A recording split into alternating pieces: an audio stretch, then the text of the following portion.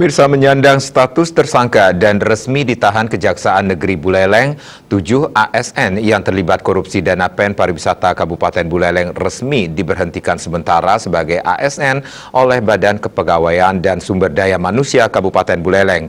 Kepastian tersebut didapat setelah dikeluarkannya surat resmi penahanan dari Kejaksaan Negeri Buleleng. Hal tersebut disampaikan langsung oleh Kepala Badan Kepegawaian dan Sumber Daya Manusia Kabupaten Buleleng, I Gede Wisnawa. Menurutnya setelah dilakukan koordinasi ke Kejaksaan Negeri Buleleng, surat resmi penahanan ke-7 tersangka sudah keluar. Hanya saja 1 ASN yang belum menerima surat penahanan lantaran dalam kondisi sakit.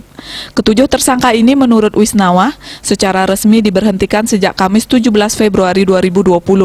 Pemberhentian ke-7 tersangka ini mengacu pada PP 11 tahun 2011 pasal 276 poin C yang menyatakan pemberhentian sementara ketika para ASN menjadi tersangka dan resmi ditahan setelah melakukan tindak pidana. Wisnawa menambahkan selama berstatus diberhentikan sementara, para tersangka ini hanya mendapat uang pemberhentian sebesar 50% dari gajinya sebagai pejabat di dinas terkait.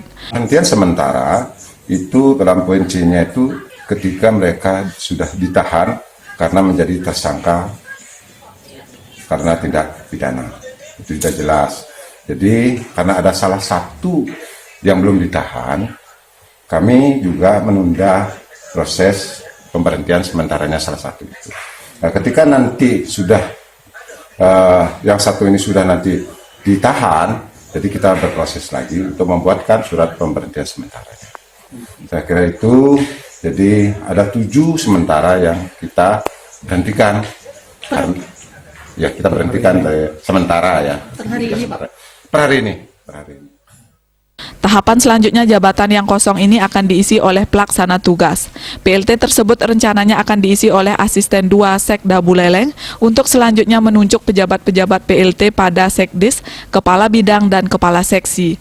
Akibat kasus korupsi dana hibah PEN Pariwisata Buleleng, 8 jabatan di Dinas Pariwisata lowong.